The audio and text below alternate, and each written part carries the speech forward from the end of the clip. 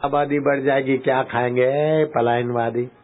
40 करोड़ थे तो गेहूं परदेश के खाते थे, अब 110 करोड़ है। हमारे गेहूं, हमारे चावल, हमारा कपड़ा, हमारी दवाएं, हमारी औषधियां दुनिया के लोग लेते।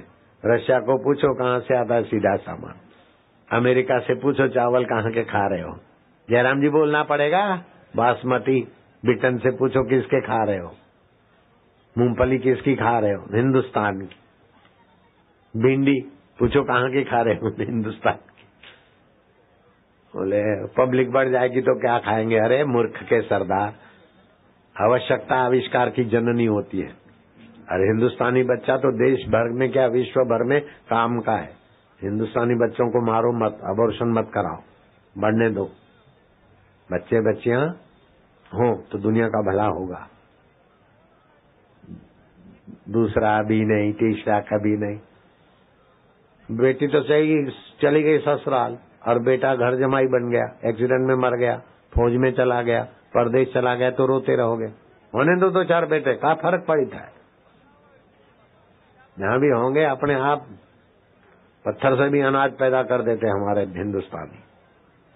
हिंदुस्तानियों का गला घोंट रहे। आजकल तो कुछ ऐसे डॉक्टर हैं विदेशी एनजीओ के चमचे, हिंदू भाई जाएगी, बोले गर्भ नहीं है, अंदर में गांठ हो गई, निकलवा लो। कैसे लुच्चे हैं। या तो बोलेंगे बेटे को आंख नहीं है, किडनी खराब है, दिमाग नहीं है, ऐसे डरा के गर्भपात करा देंगे। और दूसरे लोग हम 5, मैं 1 और मेरी 4 औरतें, हम 5 हमारे 25, परिवार बढ़ाओ तो हमारा झंडा चलेगा। कुछ लोग बोलते गिफ्ट ऑफ गॉड और हिंदुओं को दबा रहे हैं कि ये नहीं, हिंदू होगा तो दुनिया का भला होगा।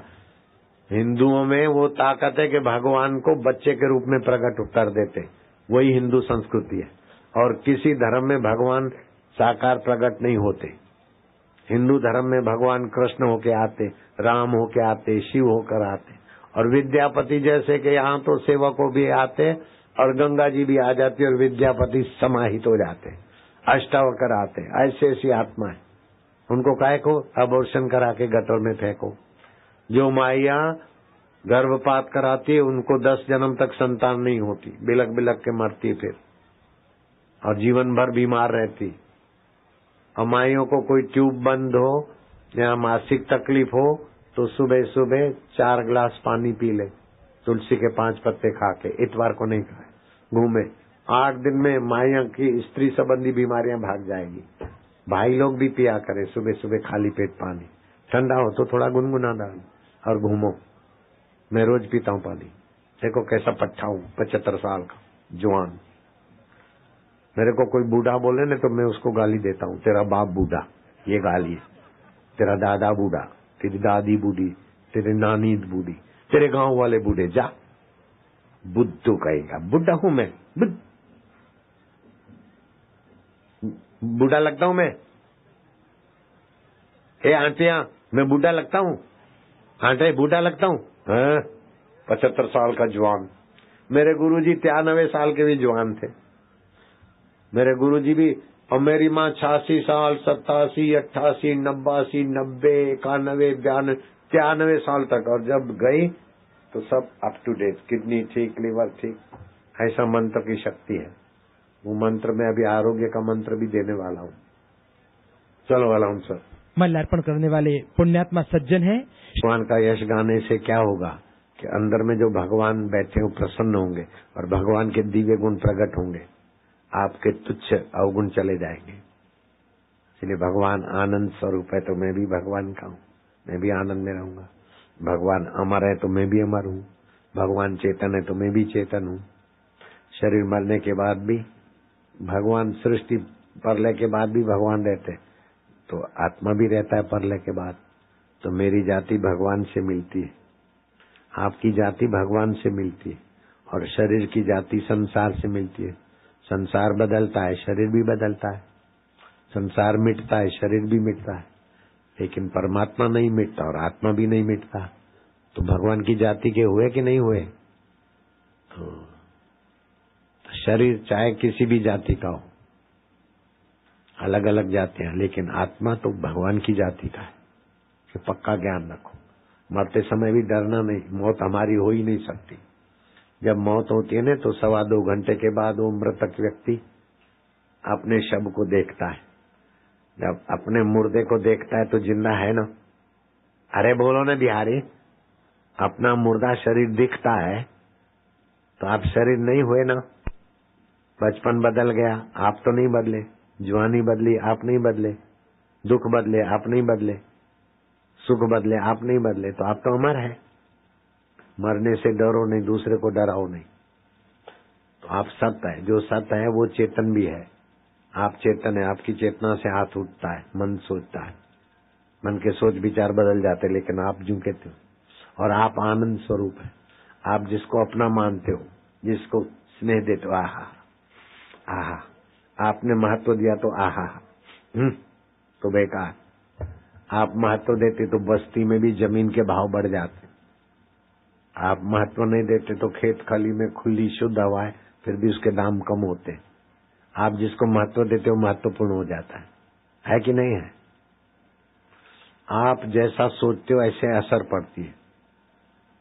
राजस्थान में जयपुर के पास की घटना है। कल पूनम है, रक्षाबंधन। वो लाल रंग भिगाते हैं, गेरुआ। सुबह दीवार पर लक्ष्मी का फोटो, श्री शुभ लाभ लिखेंगे। लोटे में लाल रंग गेड़ू भिगा दिया, पति के खाट के नीचे लोटा रख दिया। पति सुबह उठा शौच जाने के लिए तो देखा कि मेरा लोटा तो यहाँ पड़ा है, भरा हुआ है। उसको पता नहीं था कि लाल रंग है। वो लेके गया, शौच करके पानी का उपयोग किया, तब तो सूरज उग गया, वो अंधेरे में गया था। देखो कि इतना सारा खून निकल गया, था तो रंग लाल है।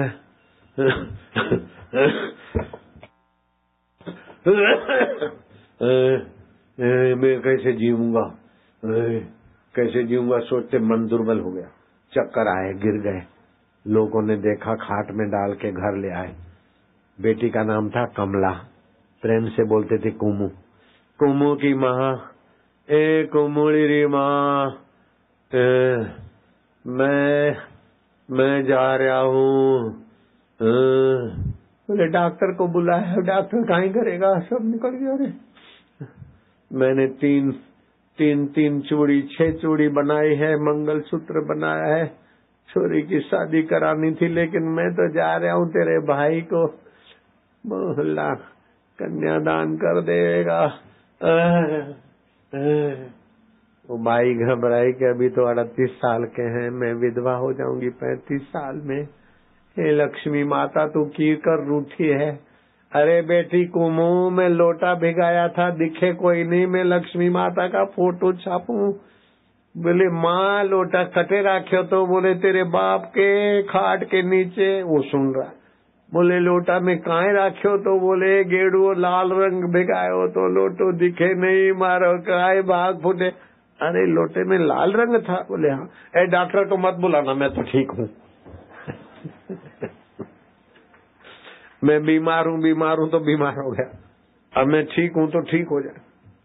तो अभी बीमारी, मैं बीमार नहीं सोचो, मैं तो ठीक हूँ। बीमार है तो शरीर है, उसका इलाज कर लिया। तुलसी होम्योपैथी गोलियां हैं, उसके बहुत फायदे होते हैं। जल्दी पढ़ोगे अलाउंसर। बच्चों को 1-1 गोली दो, बच्चों के पेट की तकलीफें ठीक हो जाएगी। साल में 3 बार बच्चों को बीमारी होती है, सर्दी संबंधी, कफ संबंधी। 1-1 गोली सुबह 1 शाम दो, बच्चे ठीक रहेंगे। 1 रुपए में साल भर बच्चे ठीक रहेंगे। 30 रुपए की पूरी बोतल आती, पड़ी रहे घर में, 4 साल तक खराब नहीं होगी। जो मोटे हैं वो 2-2 गोली सुबह, 2 गोली, 1 गोली शाम को, 2 सुबह, मोटापा कंट्रोल। पतले दुबले हैं तो 1-2 गोली सुबह, 1 आध शाम को, ठीक ठाक हो जाएंगे। कई बीमारियां ठीक होती है। पढ़ो तो होम्योपैथी गोली तुलसी। तुलसी होम्यो गोलियां भूख, पाचन शक्ति व स्फूर्ति में वृद्धि करती हैं। यह शरीर में संचित विषाक्त द्रव्यों का नाश करती हैं, कफ व वायु का शमन एवं पित्त की वृद्धि करती हैं। लंबे समय तक इसका सेवन करने पर यह शरीर के वजन को नियंत्रित करने में अत्यंत गुणकारी है। इसके नियमित सेवन से भारी व्यक्ति का वजन घटता है एवं पतले व्यक्ति का वजन बढ़ता है, यानी यह शरीर का वजन आनुपातिक रूप से नियंत्रित करती है। बच्चों का चिड़चिड़ापन, आंखों की लाली, एलर्जी के कारण छींके आना, नाक बहना, मुंह में छाले, गले में दर्द, पेशाब में जलन, दमा तथा जीर्ण ज्वर, पसली का दर्द, सर्दी, अरुचि, सुस्ती, दाह आदि के लिए भी यह उपयोगी है। यह हृदय के लिए हितकर, हृदयोत्तेजक, उष्ण तथा अग्निदीपक है एवं कुष्ठ, मूत्र विकार, रक्त विकार, पार्श्व पेशाब की खराबी, खून की खराबी वो सब ठीक करती है तुलसी माता। सिर का भारी होना, पिनस, माथे का दर्द, आधा शीशी, ज्वर, दमा, जुकाम, कफ तथा गले के रोगों के लिए बहुत लाभकारी है। मिर्गी, नासिका रोग, कृमि रोग आदि में विशेष लाभ करती है। यह अस्थमा, हिचकी, कफ, वात, विष विकार, श्वास, खांसी, प्रतिशय, खून की कमी, दंत रोग, शरीर के ऊपर सफेद धब्बे, तो बहुत फायदे पड़ेगा तो देरी हो जाएगी। तो बोतल लोगे ना, उसमें ये पैम्पलेट मिल जाएगा। इतनी सारी बीमारी है कि पढ़ेंगे तो देर लगेगी। आप समझ गए? तुलसी वाली गोली बोलोगे तो दे देंगे। तुलसी होम्योपैथी। दूसरी है तुलसी वटी, वो भी पेट की खराबियां भगा देती है और भी। और तीसरा है संजीवनी, बूढ़ा बुजुर्ग बीमार हो उसको दे दिया करो, कमजोर हो संजीवनी दो। इंजेक्शन अंग्रेजी दवाओं के चक्कर में मत आओ। किसी को मिर्गी की तकलीफ है तो 2 चम्मच प्याज का रस पिलाकर ऊपर से आधा चम्मच भुना हुआ जीरा खिला दो। मिर्गी की बीमारी 5-10 दिन में मिट जाती। सौंफ जीरा समान मात्रा में सेक के रखो, भोजन के बाद चबा के खाओ, पाचन शक्ति तेज होगी। 250 ग्राम सरसों का तेल और 60 ग्राम देसी कपूर धूप में रख दो। जब कपूर गल जाए, कमर का दर्द, किधर भी दर्द हो, मालिश करो, दर्द भाग जाएगा।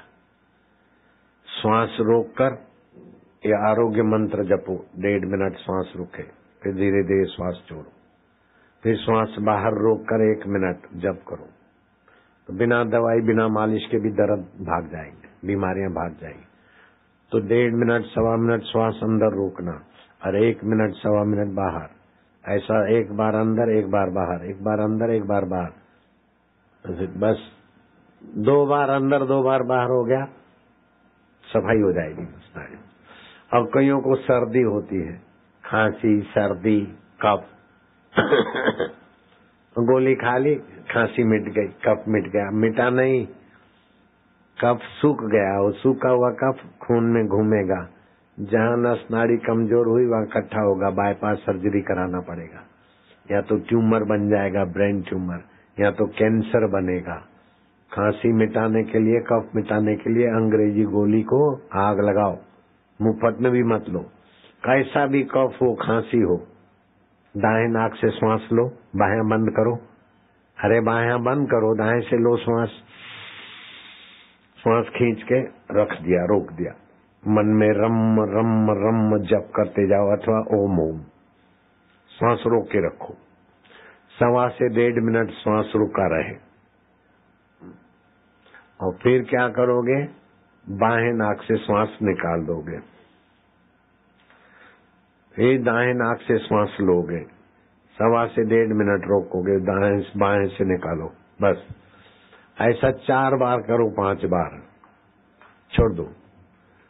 कैसा भी कफ हो, कैसी भी खांसी हो, सदा के लिए भाग जाएगी। 1-2 दिन करना, ज्यादा दिन नहीं। सर्दी भाग जाएगी, कफ भाग जाएगा। अभी गर्मी के दिन आते हैं तो कैसी भी गर्मी हो, आंखें जलती है गर्मी में तो हाथ ऊपर करो जिसकी आंखें जलती हो तो। हाँ, तो ये तली हुई चीजें नहीं खाना। और आंखें जलती हो तो सुबह मंजन करते समय कटोरी पानी भरो, मुंह में कुल्ला भरो ठंडे पानी का और आंख डुबाओ, तो सारी दिमाग की गर्मी। आंखें भी जलती होगी, सिर का दर्द भी होता है, और मोबाइल फोन तो सत्यानाश कर देता है। तो मुंह में 1 घूंट पानी भर लिया और आंख डुबाई। मैं ऐसा करता हूँ, आंख डुबाता हूँ दोनों। और कभी कभी सिर पे पानी ठंडा डाल दिया। सुबह स्नान करते समय पैरों में ठंडा पानी डालेंगे तो सिर दर्द की बीमारी होगी, मोबाइल से भी होती है और ऐसा भी। सिर पर ठंडा पानी डालो ताकि गर्मी नीचे पैरों से उतर जाए। पैरों में ठंडा डालोगे तो गर्मी ऊपर चढ़ेगी। और टाल के बाल लाने हो तो टाल के बाल लाने वाला तेल लगाया करो और च्यवनप्राश खाओ 20-25 ग्राम अच्छी तरह से 2-3 चम्मच आश्रम का बना हुआ। बाल नए उगेंगे, टाल वाले खुशी मनाओ, जवानी आ जाएगी। मेरे को तो अब इच्छा नहीं होती, नहीं तो मैं नए बाल ले आता। कहना ऐसे ठीक है, मेरे तुम्हारा तो टाल है, मेरी टाल नहीं है। समझ गए? नए बाल लाने वाला तेल मिलेगा स्टाल पर। और गर्मी है, नींद नहीं आती, 12 बजे आंख खुल जाती है या 2 बजे आंख खुलती है। 12 बजे के पहले नींद नहीं आती है, 12 बजे आंख खुलती है तो गर्मी है, 2 बजे आंख खुलती है तो वायु है, और 4 बजे आंख खुलती है तो अच्छा है। अब कफ के कारण खुलती है तो फिर कफ को मिटाओ। वायु मिटाना है तो 1 लीटर पानी में से उबाल के पौना लीटर कर लो और वो पिया करो वायु।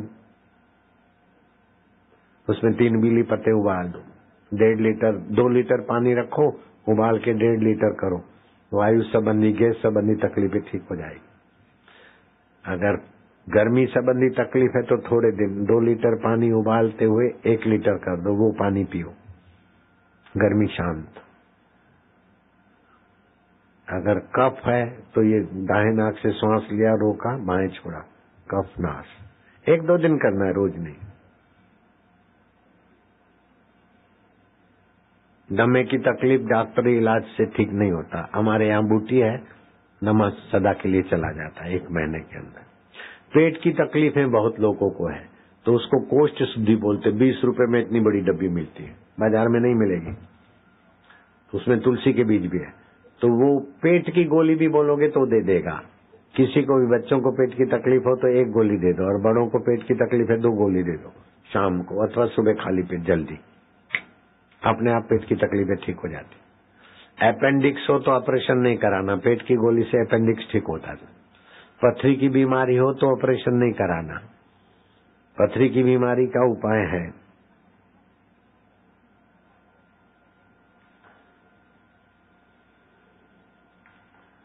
जिसको दारू छोड़ना हो अंगूर खाया करे भोजन के बाद, बीच बीच में किशमिश चबा ले, दारू की आदत मिट जाएगी।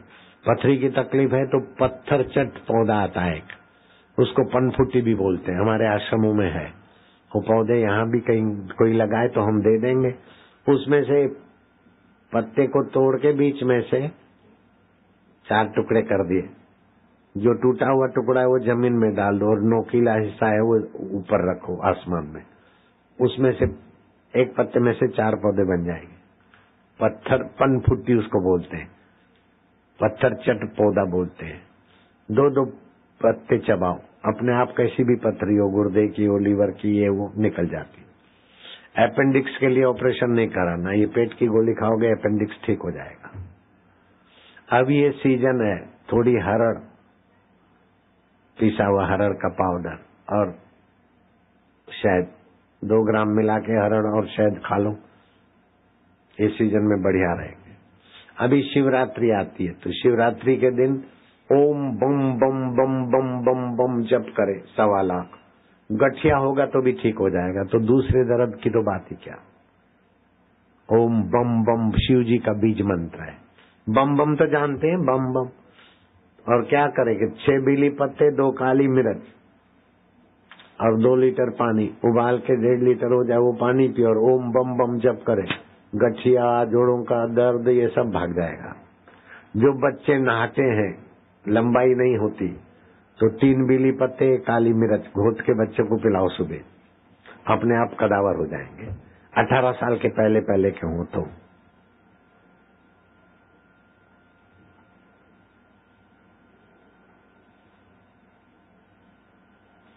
जिसको गर्मी है, मासिक ज्यादा आता है, घाव पूरा नहीं होता, खील है, स्वभाव गुस्से वाला है, डरो नहीं। जीरा नहीं, मेरी गलती है, सौंफ, धनिया, मिश्री, आंवला मिल जाए तो आंवला 50 ग्राम, चारों 50-50 ग्राम, नहीं तो तीनों 50-50 ग्राम कूट के रख दो। दोपहर को भिगा दो 10 ग्राम, 2 चम्मच। शाम को सूरज डूबने के पहले मसल के पी लो। कैसी भी गर्मी होगी भाग जाएगी, और निद्रा होगी तो भाग जाएगी, नींद अच्छी आएगी। और निद्रा लाने का एक मंत्र भी है, वो अभी मंत्र कराऊं ने तो अभी आप नींद करने लगोगे, ऐसा मंत्र है। अभी बोलूं ना, मैं मंत्र करूं आप भी बोलो तो आपको अभी अभी होने लगेगा। बुढ़ापे में अनिद्रा की तकलीफ होती है तो मैं निद्रा लाने वाला मंत्र दे देता हूं, ठीक है।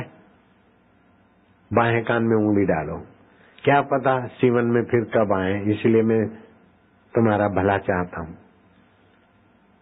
मन में बोलना, शुद्धे शुद्धे महायोगिनी महानिद्रे स्वाहा। शुद्धे शुद्धे शुद्धे शुद्धे महायोगिनी महायोगिनी महानिद्रे स्वाहा। महानिद्रे स्वाहा। अब ये मंत्र पर तुम्हारा अधिकार हो गया, आज्ञा मानी ना, कान में से उंगली निकाल दो। कंपोज फाई खाते तो भी नींद नहीं आती बाबा, मैंने ये मंत्र दिया, अच्छी नींद करता। वो 70 साल का था, अभी 90 साल का बूढ़ा अच्छा काम काज करता है। भीमनदास 90 88 का होगा। ये मंत्र अभी तुम जपो, अभी जवाएं आएगी, नींद आने का देखो चमत्कार। शुद्धे शुद्धे मन में बोलो, आप बोलो एक साथ में मेरे साथ, जवाएं आएगी। शुद्धे शुद्धे महायोगिनी महानिद्रे स्वाहा। शुद्धे शुद्धे महायोगिनी, बोलते जाओ आप, होठों में बोलो, महानिद्रे स्वाहा।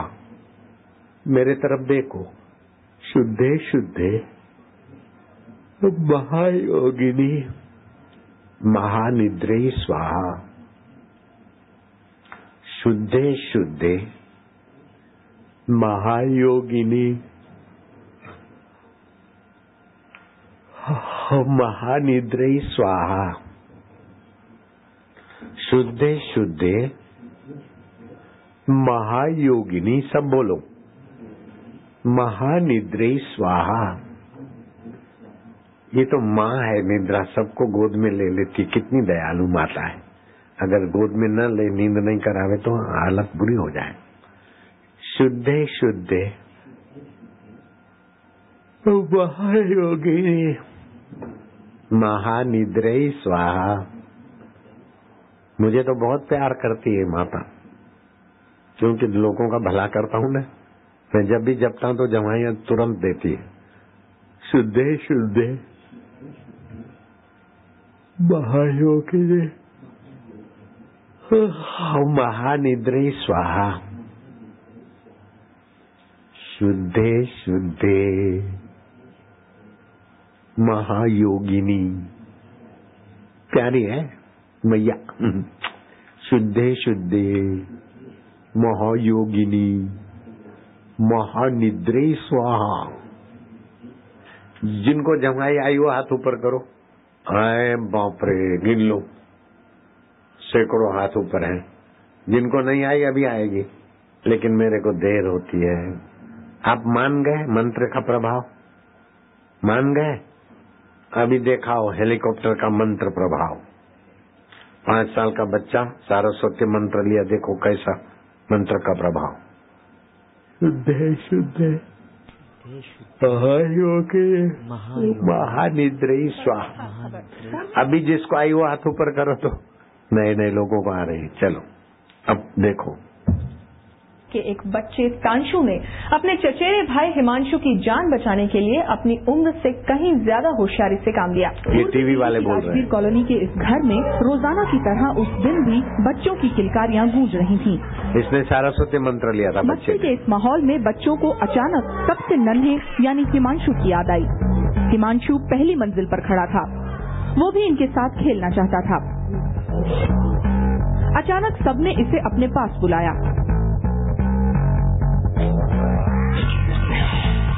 3 साल का हिमांशु खेल में जल्दी शामिल होने की कोशिश में धड़ाम से नीचे कूद गया।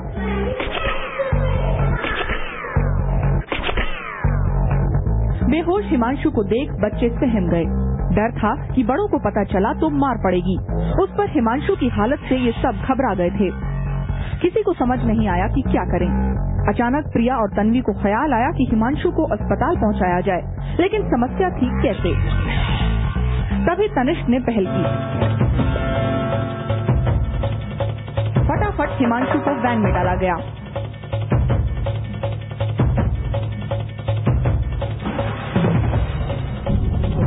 और नन्हा ड्राइवर तनिष्क चल पड़ा अस्पताल की तरफ।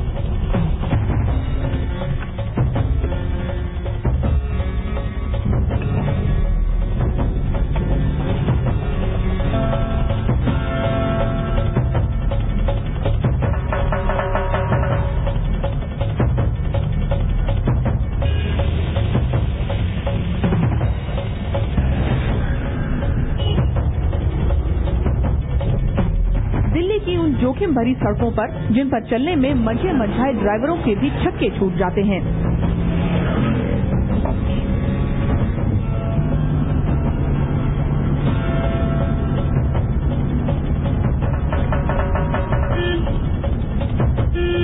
अपने चचेरे भाई की जान बचाने की सुध के आगे उसने इस बात की परवाह नहीं की कि वो कितने जोखिम भरे सफर पर चल रहा था।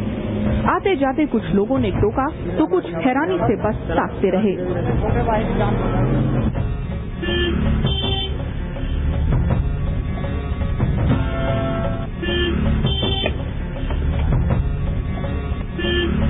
मंजिल आ गई, गाड़ी पहुंची अस्पताल।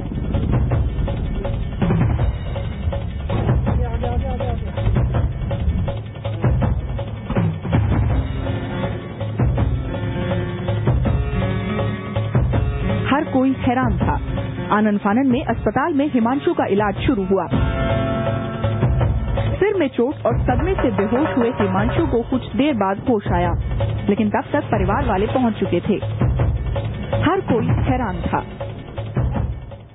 एक दिन मैं खेल रहा था, मेरा छोटा भाई छत से नीचे गिर गया। उस समय हमारे घर में कोई बड़ा नहीं था, इसलिए हम सब डर गए। इतने में पूजा बापूजी की आवाज आई कि तानसु इसे वैन में लेटा और वैन चलाकर हॉस्पिटल ले जा। उसके बाद मैंने अपनी दीदियों की मदद से हिमांशु को वैन में लेटाया। गाड़ी अस्पताल तक कैसे चली, कैसे पहुंचे मुझे नहीं पता। मुझे रास्ते भर ऐसा एहसास रहा कि बापूजी मेरे साथ बैठे हैं और गाड़ी चलवा रहे हैं। आसाराम जी बापू एक आप ध्यान देना, ठहरो। मैं अगर इसके साथ बैठा होता तो ये दब जाता। इसको गोद में बिठा के गाड़ी चलाता तो इसके पैर नहीं पहुंचते। फिर भी ये बच्चा झूठ नहीं बोलता। स्थूल शरीर से गुरु और भगवान नहीं होते। मंत्र के जैसे सिम कार्ड आता है तो सैटेलाइट से आप जुड़ जाते हैं और दुनिया के किसी भी घर में, किसी भी ऑफिस में, किसी भी बंदे के कान तक आप पहुंच जाते हैं। एक सिम कार्ड। तो ये मंत्र तो उससे 1000 गुना ज्यादा शक्ति वाला है ना, तो ये गुरु के साथ संबंध जोड़ देता है। ठीक है। अब देखो हेलीकॉप्टर का हादसा। एक करिश्माई ब्रह्मज्ञानी संत है। आज यह बात पूरी दुनिया के सामने है। हाल ही में 29 अगस्त को संत श्री आसाराम जी बापू गुजरात में थे। लगभग 3:30 बजे थे और गोधरा में भक्तजन अपने बापू का इंतजार कर रहे थे। बापूजी का हेलीकॉप्टर मोरबी से गोधरा आ रहा था, मगर हेलीकॉप्टर जमीन पर उतरने से पहले ही जमीन पर यूं धम से गिरा।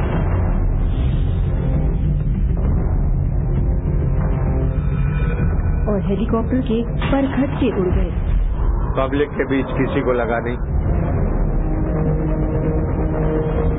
इतना ही नहीं, भयंकर चिंगारियां भी निकली। वो पंखे लगे, उड़े, किसी को लगा नहीं। और पुर्जा उड़ा, किसी को लगा नहीं। आसाराम जी बापू पायलट सहित हेलीकॉप्टर में सवार पूरी टीम के साथ बाहर आए। ये बात सचमुच अपने आप में अजूबी है। शायद इसीलिए सारा मीडिया यही चर्चा करता दिखा कि इतना बड़ा चमत्कार संभव ही नहीं है। किसी चमत्कार से कम नहीं है ये तस्वीरें। आप देख सकते हैं जिस तरीके से हेलीकॉप्टर क्रैश हो रहा है, उसके बाद किसी का बच पाना बहुत मुश्किल होता है, लेकिन आसाराम बापू बिल्कुल सुरक्षित है। 10 सेकंड में एक हादसा और एक चमत्कार। एक हेलीकॉप्टर आसमान से जमीन में गिरा और चूर चूर हो गया, लेकिन उसमें सवार लोग सब कुछ सही सलामत बच गए। जानते हैं उस हेलीकॉप्टर में कौन सवार था? आसाराम बापू। संत महात्मा जी साथ में थे। वैसे भी ये पायलट बिहारी है हमारा। उनके आशीर्वाद से, संत महात्मा की आशीर्वाद शक्ति से, भगवान की कृपा से किसी को भी कोई चोट नहीं लगी और सब लोग जो है सेफ हेलीकॉप्टर से बाहर आए। और ये करिश्मा है, आसाराम बापू जी जो है उनका शक्ति है, ये तो भगवान ही जानता है। बस ये है कि हम लोग सेफ हैं।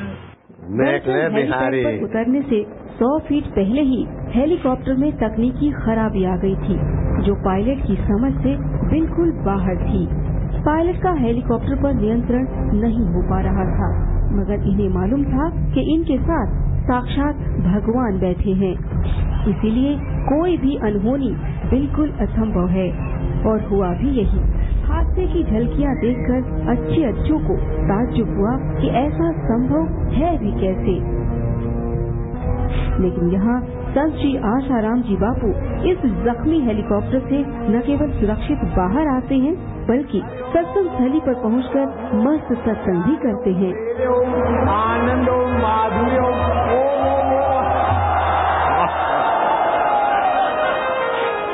क्या हाल चाल है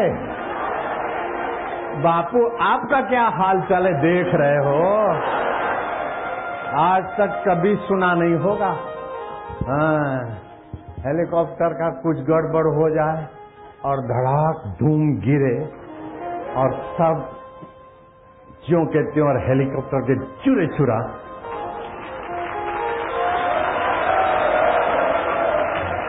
ये भगवान के मंत्र जाप की जो स्थिति है ना, अकाल मृत्यु हंती जा, वो इतना जप हो जाए तो उस व्यक्ति का कहीं किस गाड़ी में, जहाज में, बस में, बाइक पे वो बैठा हो तो उसके मंत्र जाप की संख्या के प्रभाव से दूसरे यात्रियों की भी रक्षा होती है। उसका प्रत्यक्ष हो गया। मुझे तो हिंदू धर्म में जन्म लेने का बड़ा गर्व है और हिंदू धर्म के मंत्र विज्ञान का मुझे बहुत फायदा मिला है। और वो तो आज सारी दुनिया सुनती होगी, देखती होगी कि हेलीकॉप्टर टुकड़े टुकड़ा हो गया और उसमें बैठे हुए आदमी को खरोज नहीं आई और ऐसे नारायण हरि हरि ओम, इतना ऊपर से गिरा धड़ाक धूम, हेलीकॉप्टर के टुकड़े टुकड़े 3 और आगे के हिस्सा तो पुर्जा पुर्जा अलग और हमारा पुर्जा पुर्जा अप टू डेट। ये भगवान की महिमा, गुरु मंत्र का प्रभाव प्रत्यक्ष देख ले। नास्तिक भी आज सुधरने की सीजन है।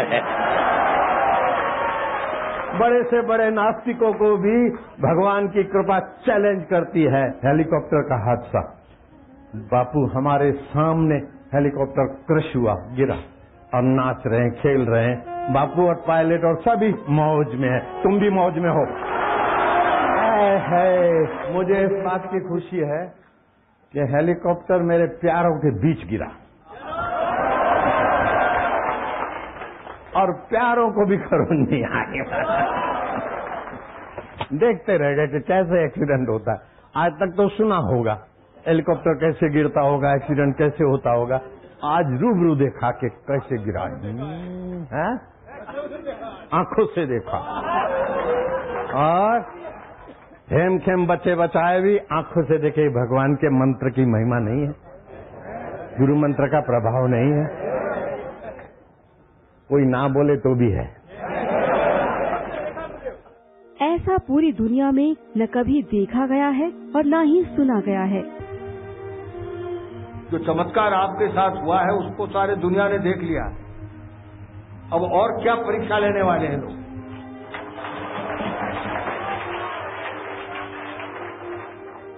हम लोग तो यही आशा करते हैं कि हमारे संतों ने आज तक अशोक सिंघल देश की रक्षा की, समाज की रक्षा की है।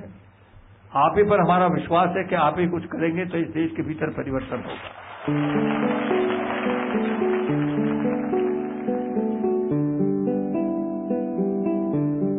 दुनिया भर में फैले करोड़ों साधक अपने प्यारे बापू को बहुत अच्छे से पहचानते हैं, लेकिन दुनिया ने अब जाना है कि ब्रह्मज्ञानी संत को आम व्यक्ति नहीं समझा जा सकता। इसीलिए कई माननीय व प्रतिष्ठित व्यक्तियों ने इस घटना पर हैरानी जताते हुए बहुत सत्कार भी किया।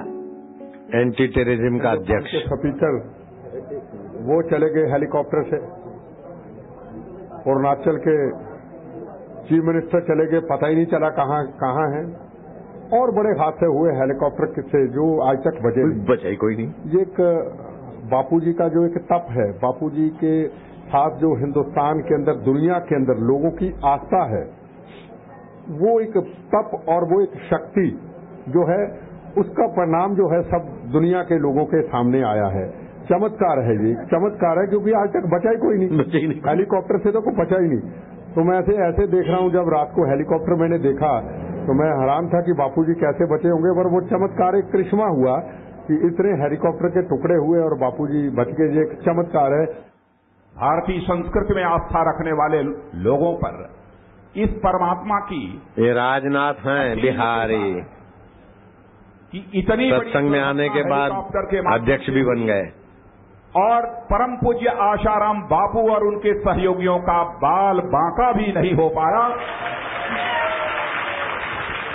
यह यदि परिणाम है तो मैं समझता हूं कि हमारे परम पूज्य आशाराम बापू को जो दैवी शक्ति प्राप्त हुई है, जिस परमात्मा ने उनके अंदर जो शक्ति समाहित की है, उसी का ही यह करिश्मा था, उसी का ही यह परिणाम था कि परम पूज्य आशाराम बापू और उनके किसी भी सहयोगी को रंच मात्र चोट तक नहीं लगी है।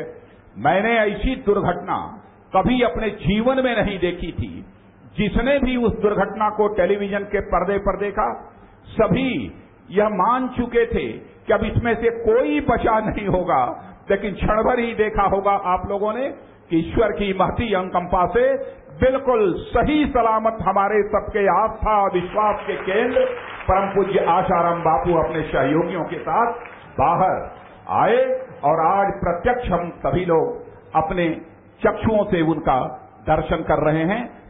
मैं जानता हूं इस सच्चाई को, चाहे इस भारत का कोई सीएम क्यों न हो, चाहे भारत का कोई पीएम क्यों न हो, पूरी पार्टी के द्वारा यदि उनकी कोई सार्वजनिक सभा आयोजित करनी हो, तब भी इतना बड़ा जनसमूह इकट्ठा नहीं किया जा सकता जितना बड़ा जनसमूह आज परम पूज्य आशाराम बापू के दर्शन के लिए यहां पर अपनी आंखों के सामने देख रहा हूं।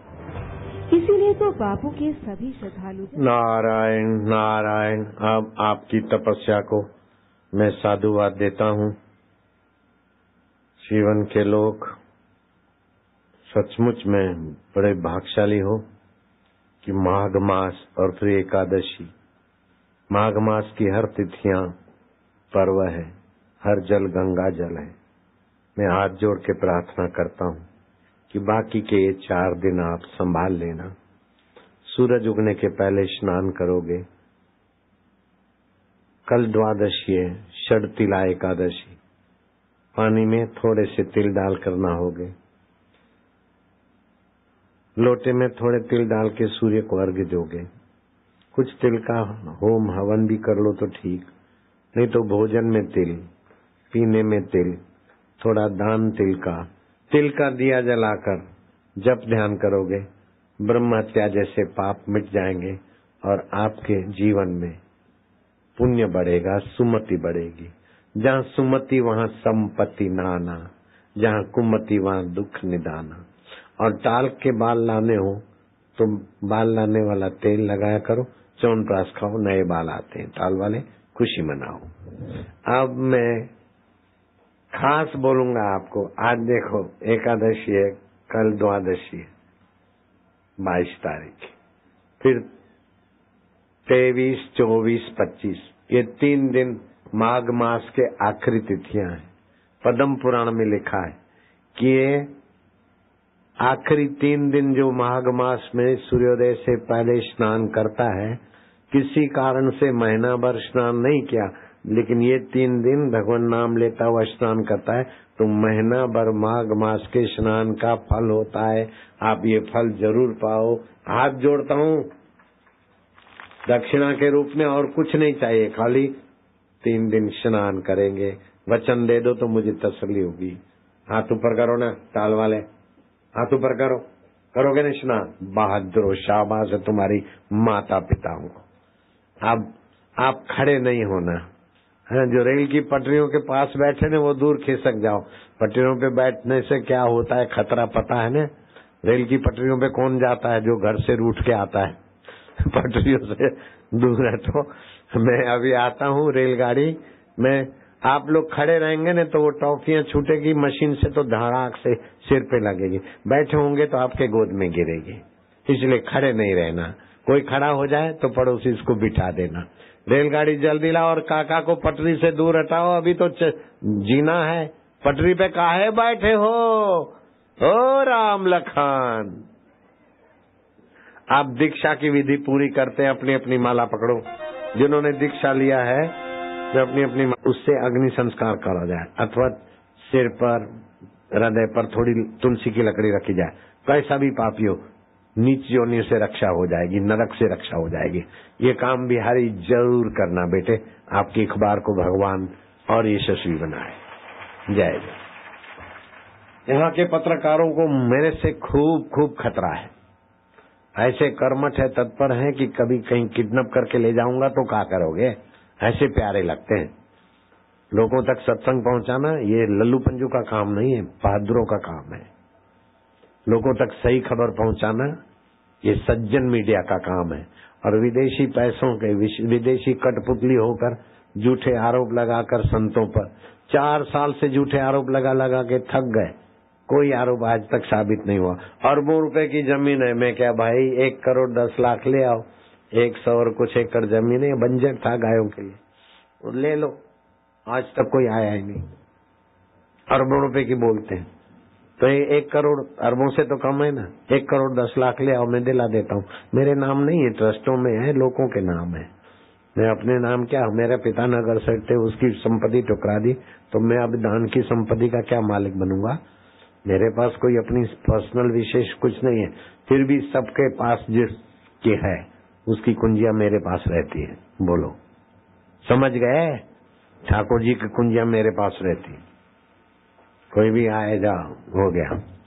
अटल आए तो जाओ प्राइम मिनिस्टर बनो, मोदी आए, फलाने आए, जाओ।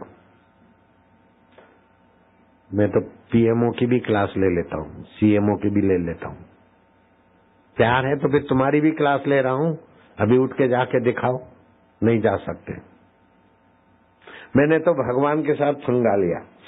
मैं सत्संग कर रहा था, लोगों को बोला साधु एकांत में रहता था। मैं क्या फक्कड़ साधु को कभी देखा तुमने? बोले नहीं। मैं क्या त्यागी साधु को जानते हो? कभी देखा? बोले नहीं। मैं क्या त्यागी संत कैसा होता है देखना है? बोले हाँ। मैंने वो कपड़े सारे वहां उतारे, खाली कच्छा पहना, चल दिया तो चल दिया। उस आश्रम में अभी कभी एक दिन भी नहीं रहा, उन लोगों को दे दिया। नर्मदा किनारे गया और रात भर तो कुछ सोया, कुछ ध्यान किया। सुबह नर्मदा में नहा के आया। मैं ब्राह्मण नहीं हूँ, मांगना तो ब्राह्मण को अच्छा लगे। मेरे को तो क्षत्रिय थे, नगर सेठ के बेटे थे, तो मांगने की नौबत। मैं कहीं जाऊंगा नहीं, जिसको गरज होएगी आएगा, सृष्टिकर्ता खुद लाएगा। ऐसा ईश्वर के साथ चैलेंज कर दी। ईश्वर को मोहब्बत जोर पकड़ती तो शरारत का रूप रहती है। थोड़ी देर में 2 किसान आए, फल फूल दूध लेकर। मैं कहा भाई आपका कोई दूसरा परिचित होगा इस बयाबान में, जंगल में? बोले नहीं, रात को 3 बजे स्वप्न आया और ये रास्ता पगडंडी और आपको हमने देखा। मेरे को तो सुबह विचार आया फंगा करने का, लेकिन मेरा दिल भर जानता था कि ये पट्टा सुबह ऐसा करेगा, रात को व्यवस्था करता है। कैसा दयालु है, कैसा प्यारा है। आपके जन्म के पहले दूध बना दिया था माँ के शरीर में। ज्यादा मीठा होता तो डायबिटीज होती, टाल भी होती, डायबिटीज भी होती। ज्यादा फीका होता तो अच्छा नहीं लगता, ठंडा होता तो वायु करता, गर्म होता तो मुंह जलता। बिल्कुल अनुकूल, सकुर तुमने हमने सभी ने पिया। ये कैसी व्यवस्था है प्रभु की। अभी गर्मी के दिन आएंगे तो अंगूर पहले गर्मी को मारने वाले, कमजोरी के दिन आएंगे तो वो दे दिया। अब खास बात, शिवरात्रि के तो बता दिया तुमको, लेकिन होली आएगी। पत्रकार लिखना बेटे, भला होगा। होली के दिनों में सूरज, अभी मैं बताऊंगा, मैं यूं करता हूं फिर लिखना। होली के दिनों में सूरज नजीक आने से ताप बढ़ता है, हमारी ऊर्जा कम होती है। तो ताप पचाने का और सप्त धातु और सप्त रंग संतुलित रखने के लिए हमारे ऋषियों ने होली में पलाश के फूलों का रंग, गेंदे के फूलों का रंग, मेहंदी और आंवले के मिश्रण का रंग, ऐसे कई रंग है प्राकृतिक बनते, वो रंग से हम खेलते थे तो हम तंदुरुस्त रहते थे। बदमाश अंग्रेजों ने हम पर शासन भी किया और हमारे त्योहारों को दूषित किया। अब ये काले रंग से हम होली खेलते हैं तो लेड ऑक्साइड उसमें केमिकल पड़ता है जो किडनी की बीमारी ले आता है। अगर हरे रंग से होली खेलते तो कॉपर सल्फेट पड़ता है जो आंखों को कमजोर करता है। अगर सिल्वर रंग से होली खेलते हो तो एल्यूमिनियम ब्रोमाइड, नाम लिखते जाना बेटे, हो गया, एल्यूमिनियम ब्रोमाइड पड़ता है जो कैंसर को बुलावा देता है। नीले रंग में प्रूशियन ब्लू पड़ता है जो चर्म रोग देता है, और लाल रंग में मर्क्यूरिक सल्फाइड पड़ता है जो त्वचा का कैंसर देता है। बैंगनी रंग में क्रोमियम आयोडाइड पड़ता है जो दमे की बीमारी और एलर्जी देता है। एक रंग भी निर्दोष नहीं है। ए बिहारी पत्रकार, भगवान तेरी लेखनी में बरकत दे, ये सारे पोल खोल दे अंग्रेजी रंगों के। कोई भी बिहारी इन अंग्रेजी रंगों से ना खेले। ऐसे ही बिहार में जंगल राज में बिहारी शोषित हुए, फिर इन रंगों से शोषित करके काहे को बेचारों को बीमार करो। मेरे बिहारी शाद आबाद रहे, पलाश के फूलों के रंग से खेले। पलाश के फूल जिस पेड़ में होते उस पेड़ का गोंद मिल जाए, 1 ग्राम रगड़ के दूध में थोड़े दिन पिलाओ, वो हिजड़ा भी मर्द हो जाए। और पलाश का फूल रगड़ के गर्भिणी स्त्री को दूध में डाल के दो, आए है केसरिया छोरा पैदा हो। पलाश के फूल जिस पेड़ में होते, खाखरे की पत्तल में भोजन खाओ, सुवर्ण थाली में भोजन खाने के वाइब्रेशन मिलते। तो पलाश के फूलों से होली खेलना। पलाश के फूल आपके यहाँ होंगे, जंगल में मिल जाएंगे। तो मैंने पलाश के फूलों से होली शुरू कर दी, गंगा जल दूसरा जल डाल के। उससे लोग ठीक होने लगे, बीमारियां भागने लगी। बम्बई का एयरपोर्ट मैनेजर मेरी खूब खिदमत करे। हवाई जहाज मेरा लेट है तो उसको सिग्नल दिलावे, और दूसरा जहाज पकड़ना है तो उसको रुकवावे, और हवाई अड्डे हवाई जहाज ठहरे वहां गाड़ी ले आवे, और एयरपोर्ट मैनेजर की गाड़ी में मैं उधर उपयोग करूं। मैंने कहा तुम इतनी भक्ति करते हो, मेरा तुम्हारा परिचय नहीं। बोले मेरे पिताजी को एलर्जी थी, अनिद्रा थी, फलाना था, कई कई बीमारियों के नाम है। किसी ने बोला कि बापू रंग छाटते और लोग ठीक हो जाते, तो मैंने सूरत में भेजा। मेरे पिताजी अभी ठीक है, नींद भी आती, भूख भी लगती है और एलर्जी भी चली गई। डॉक्टरों ने तो हाथ ऊपर खड़े कर दिए। जिसने मेरे बाप को ठीक कर दिया उस बाबा की सेवा तो हमारा कर्तव्य है। मैं क्या पलाश के फूल, काम तेरा और नाम मेरा होता है। ये पलाश के फूलों का काम है। फिर मैंने तो 9 जगह पर होली दी। एक जगह पर सारे देश के लोग नहीं आएंगे तो एक दिन का सत्संग और पिचकारी। फिर भी 9-10 दिन शिवरात्रि से लेकर अभी मैं शिवरात्रि की होली प्रयागराज में करूंगा 8, 9, 10 सुबह 10 बजे तक। फिर शाम को है चार्टर्ड प्लेन से जाऊंगा नासिक में। शिवरात्रि 1, बापू 1 प्रोग्राम 2 था। कहाँ नासिक, कहाँ प्रयागराज। तभी भी होली के दिन तो सीमित होते हैं। और पलाश के फूलों का मैंने 12,000 किलो इकट्ठा करवाया, उसका शरबत बनाया। और मार्च, अप्रैल, मई, जून में जहां भी सत्संग होता पहले शरबत का गिलास पी के दिखाओ, ताकि रोग प्रतिकारक शक्ति मेरे हिंदुस्तानियों की बनी रहे। मैं तो सभी का मंगल चाहता हूँ, लेकिन वो जो फूंकते थूकते हैप्पी बर्थडे करते हैं, तो मैं बोलता हूँ स्वस्तिक बनाओ चावल का। तुम्हारे ताल वाले के 40 साल पूरे हो गए तो 40 दिए जलाओ। 41वां दिया बड़ा, आज से 41वां वर्ष शुरू हो रहा है। हो सके तो चावल के 5 रंग कर दो। लाल रंग अग्नि का होता है, आसमानी रंग, पीला रंग, सफेद रंग। और जन्म दिवस बधाई हो, ग्रह सुखदाई हो, लिखो भैया। मेणबत्ती जलाना, फूकना, थूकना, ये हैप्पी बर्थडे नहीं है, बंदर बर्थडे है। लेकिन स्वास्तिक पर दिए जलाना और बड़ा दिया नए साल का शुरू करना, जन्म दिवस बधाई हो, ग्रह सुखदाई हो, पृथ्वी सुखदाई हो, जल सुखदाई हो, आदि आदि, माता पिता सुखदाई हो, ग्रह सुखदाई हो, मति सुखदाई हो, गति सुखदाई हो, जन्म दिवस बधाई हो आदि करते करते फिर राम सुखदाई हो, शिव सुखदाई हो, मैया सुखदाई हो, सरस्वती सुखदाई हो, जन्म दिवस बधाई हो। बाद में प्रसाद का थाल ढक के भगवान को भोग लगाया और बाद में प्रेम से बांटो। ये तो जन्म दिवस बढ़िया है। और बासी केक और फिर हाथा पड़ा हुआ केक बीमारी करने वाला हो, उसके ऊपर मेणबत्ती और फिर लाखों बैक्टीरिया आएगा कि नहीं आएगा बोलो। तो थूकना फूकना और हैप्पी बर्थडे मनाना ये पागलपन हमारे देश में बंद होना चाहिए। एक बात। दूसरी बात, ये अंग्रेजी रंगों से होली बंद होना चाहिए। 2 बात, पलाश के फूल। तीसरी बात, वैलेंटाइन डे। अभी साध्वी कृष्णा बागमारा गांव झारखंड में सत्संग कर रही है, हजारों लोग सुन रहे। जैसे सुरेश भाई साधक है ना, ऐसी मेरी साधवियां बच्चियां भी है। वो झारखंड वाले भी सुने, बागरा गांव वाले, बागमारा गांव वाले, बागमारा इलाके वाले। तो होली के दिनों में पलाश के फूल से होली खेलना। और 14 फरवरी वैलेंटाइन डे मनाते मनाते विकसित देश की 12,50,000 कुमारियां 13 साल से 19 साल के बीच की, आगे की नहीं, 12,50,000 गर्भवती हो जाती है। 12,50,000 इनोसेंट रिपोर्ट के आधार से बोल रहा हूँ, कोई इसको चैलेंज नहीं कर सकता। उसमें 5 लाख कुछ हजार अबॉर्शन करा लेती है, बाकी की माँ बन जाती। गई थी पढ़ने को 13-14 साल की लड़की और माँ बन गई। ये शर्मनाक है।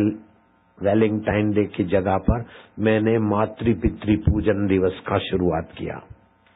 गणेश जी माँ पार्वती का पूजन करते, शिव जी का पूजन करते, सर्वतीर्थमयी माता, सर्वदेवमय पिता और सर्वप्रथम पूजनीय होते। तो माँ बाप तो ऐसे ही बच्चों पे मेहरबान होते, लेकिन मातृदेवो भव पितृदेवो भव करके माँ बाप को तिलक करेंगे। और माँ देवी देवताओं की आरती तो तुमने सुनी, लेकिन माँ बाप की आरती मैंने बनवाई। और वो माँ बाप की आरती गाते तो बच्चों का हृदय भी खिलता और माँ बाप का हृदय भी खिलता है। और माँ बाप अंतरात्मा बच्चों पर बरसता है, तो बच्चे भविष्य में उज्जवल जीवन जिएंगे। इसलिए मातृ पितृ पूजन दिवस मैंने करा। अब ये मैं इनको भारी पड़ रहा हूँ, इसलिए वो चैनलों को पैसे दे दे के न जाने क्या क्या फंगे पैदा कर देते। हम वो पीड़िता को मैं कैसे बोलूंगा कि वो उतनी जिम्मेदार है या उसका उतना दोष है। मैंने तो किसी को कहा 2 हाथ से ताली नहीं बजती, वहां से कट करके उसने भिड़ा दिया। और बापू बोलते हैं कि गैंग रेप में जितने वो दोषी हैं उतना वो पीड़िता भी दोषी है। मैं कैसे बोलूंगा। और मैंने कहा अगर मैंने बोला ये साबित करके दिखाओ तो 50 लाख इनाम दूंगा। वो नहीं दिखाते पट्टे, खाली बापू पर आरोप लगाकर दिखाते और लोगों को भड़काते, क्योंकि विदेशी एनजीओ के पैसे मिल रहे हैं, मिशनरी वालों के पैसे मिल रहे हैं। लेकिन मेरे हिंदुस्तानी मुझे जानते हैं, मैं हिंदुस्तान के लिए बूंद बूंद बहाऊंगा, लेकिन हिंदुस्तान की संस्कृति को बुलंदियों पर ले जाऊंगा, पक्की बात। वर्ल्ड रिलीजियस पार्लियामेंट में 700 वक्ताओं के बीच मैंने चैलेंज किया कि दुनिया के 200 देशों में हिंदुस्तानी फैले हुए हैं। किसी हिंदुस्तानी जो गीता को, भागवत को, उपनिषद को मानता है, ग्रंथ साहब को, वहां का अन्न खाया, बम ब्लास्टिंग कराया, तो मुझे बताओ, मैं जिम्मेदारी लेता हूँ। लेकिन मेमन बंधुओं ने बम्बई का अन्न खाया, बम्बई का पानी पाया, बम्बई का नमक खाया और बम्बई वाले निर्दोष को बम ब्लास्टिंग का शिकार बनाया वर्ल्ड रिलीजियस पार्लियामेंट में। तब से वे लोग मेरे पीछे, विवेकानंद के पीछे भी पड़े थे, कबीर के पीछे भी पड़े थे, नानक जी के पीछे पड़े थे, जेल में 2 बार डलवा दिया, ऋषि दयानंद के पीछे पड़े थे। जब से ईसाईयत चली तो हिंदुओं को 4 संस्कृति थी, रोम, यूनान, मिस्र और भारत। 3 को तो उन्होंने अजायब घर में धकेल दिया। 4थी हिंदुस्तान की संस्कृति लोहा ले रही है, तो लोहा लेने वाले संतों के पीछे पड़ गए, चैनलों के द्वारा और हिसाब के द्वारा।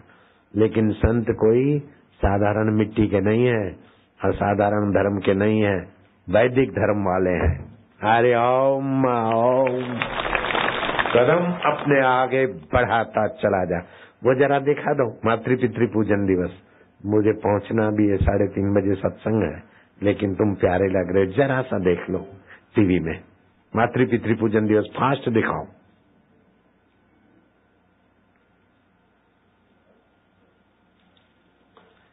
हृदय भर आता है। बस आरती से ही शुरू कर दो।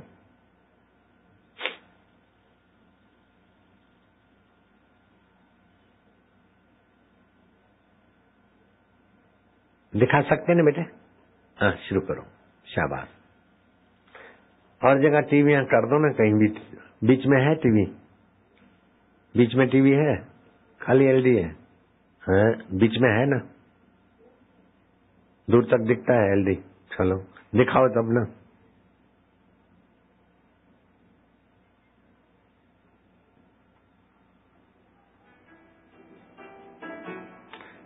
थोड़ा फास्ट करो।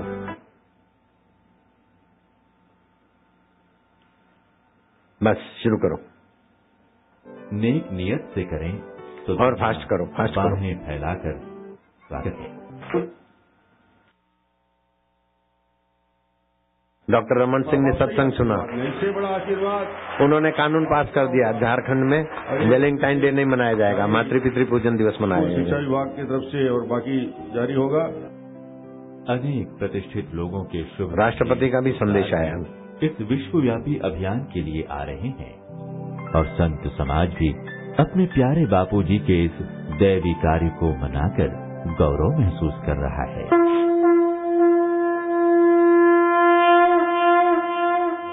और बापूजी भी माता पिता और सद्गुरु की सेवा पूजा से ही पूरे विश्व मैंने भी अपनी माँ के चरणों में मत्था टेकाया हो गए। आइए हम भी माता पिता की पूजा कर महानता की ओर दिव्य जीवन की शुरुआत करते हैं। अब माता पिता अपने स्थान पर खड़े हो जाएं। अब बच्चे अपने माता पिता को तिलक करेंगे। अब माता पिता के सिर पर पुष्प अर्पित करें और उन्हें फूलों का हार पहनाएं। सर्व तीर्थमयी माता, सर्वदेवमय पिता, ऐसे देव समान माता पिता की अब 7 बार परिक्रमा करेंगे।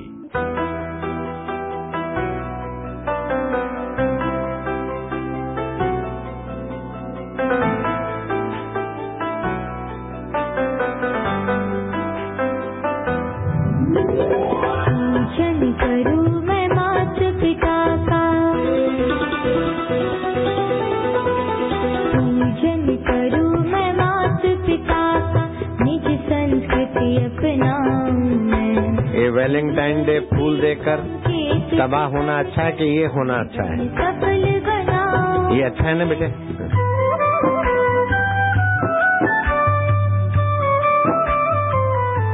मिशनरी वालों को मैं भारी पड़ रहा हूं। रामचरित ग्रंथ में आता है कि श्री राम जी प्रातः काल उठकर अपने माता पिता को चरण वंदन किया करते थे और अपने विवेकानंद भी भारी पड़ते थे, बहुत बदनाम किया विवेकानंद को। ऐसे ही 2 गज जमीन भी नहीं ले सके विवेकानंद से अपने गुरुजी के लिए, इतना बदनाम किया कि पूज्य बापूजी नानक को जेल में भिजाने दबाते थे। 2 बार जेल गए नानक। अपने सदगुरु साईं लीला शाह जी महाराज की आज्ञा में रहकर खूब श्रद्धा और प्रेम से गुरु की सेवा करते थे। बहुत रात तक पैर दबाते, भरे कंठ पे तू आशीष पाते। ये बबलू बापू है, बबलू। में सदा रहेगा नाम, लोगों के तुमसे सदा पूर्ण होंगे काम। जीवन वाले धन्य हो तुम। तो हम भी ये संकल्प करें कि अपने माता पिता और गुरुजनों को रोज प्रणाम करेंगे। नित्य बड़ों की सेवा और प्रणाम। मुसलमान भी लग गए हैं मेरे उपदेश में। विद्या, यश और अब्बा जान अम्मा जान का पूजन कर रहे हैं। अब थाली में दिया जलाकर माता पिता और गुरुजनों की आरती करेंगे। सिख भी हैं, ईसाई भी हैं।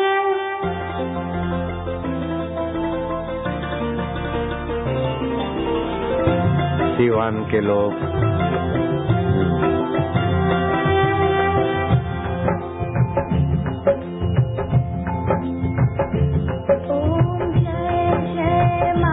सरदार भी लगे हैं। प्रभु गुरु जी मात पिता सद्भाव देख तुम्हारा, सद्भाव देख तुम्हारा मस्तक झुक जाता। ऐसी आरती तुम पहली बार सुन रहे हो। जय जय मात पिता। किसने कष्ट उठाए हमको जन्म दिया, मैया पाला बड़ा किया।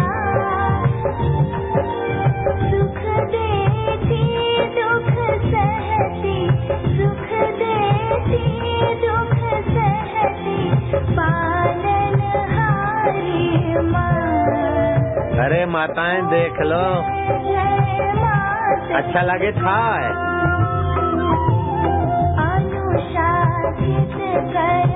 ये मेरा बेटा पूजन कर रहा है मेरा। 39 साल का जवान है, देश विदेश के लोग कुर्बान होते हैं इसका।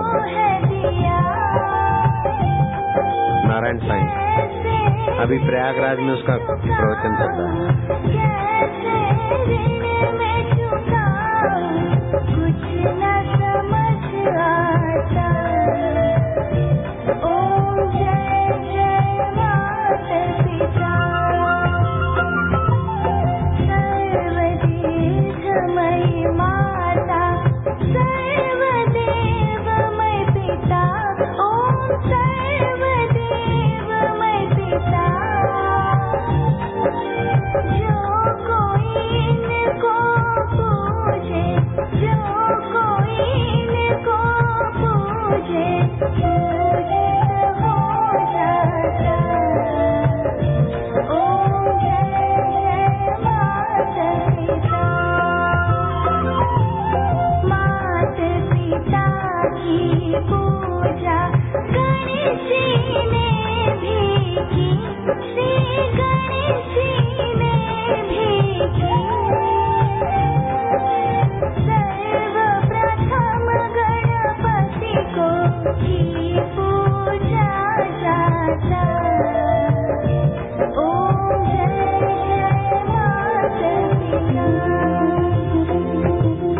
बलिहारी सद्गुरु की मार्ग दिखा दिया, सच्चा मार्ग दिखा दिया। मातृ पितृ पूजन कर, मातृ पितृ पूजन कर, जग जय जय गाता। ओम जय जय मात पिता। मात पिता प्रभु गुरु की आरती जो गाता है, प्रेम सहित गाता। वो संयमी हो जाता, सदाचारी हो जाता, भव से तर जाता। ओम जय जय मात पिता। लफंगे लफंगी योगी नकल छोड़, लवर लवरिया गुरु सा संयमी होता, गणेश सा संयमी होता। स्वयं आत्म सुख पाता, स्वयं आत्म सुख पाता, और को पावाता। ओम जय जय मात पिता। जय जय मात पिता। प्रभु गुरु जी मात पिता। सद्भाव देख तुम्हारा, सद्भाव देख तुम्हारा मस्तक झुक जाता। ओम जय जय मात पिता। अब सभी बच्चे थोड़ी देर चुप बैठें। माँ बाप बच्चों को देखें और मन ही मन उनके प्रति कृपा बरसाएं। बच्चे आदर से, सद्भाव से माँ बाप की तरफ देखें और चिंतन करें कि उनका अंतर्यामी परमात्मा हम पर आशीर्वाद बरसा रहा है, अपना शुभ आशीष बरसा रहा है। इससे तुम्हारा मंगल होगा बेटे बेटियों।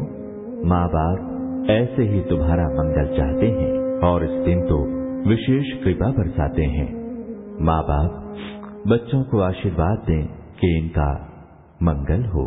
अब माँ बाप भी बच्चों को तिलक करें, सिर पर पुष्प और अक्षत रखें और अपने गले की माला बच्चों को पहनाएं और सिर पर हाथ घुमाएं, शुभ आशीष दें। बेटे बेटियां अपने माता पिता के गले लगें और उनमें ईश्वरीय अंश देखें।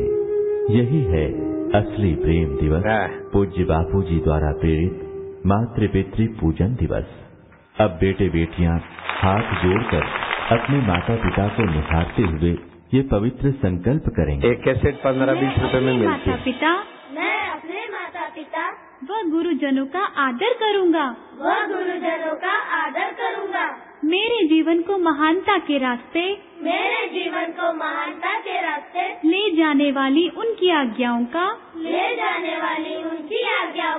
पालन करना मेरा कर्तव्य है। और मैं उसे अवश्य पूरा करूंगा।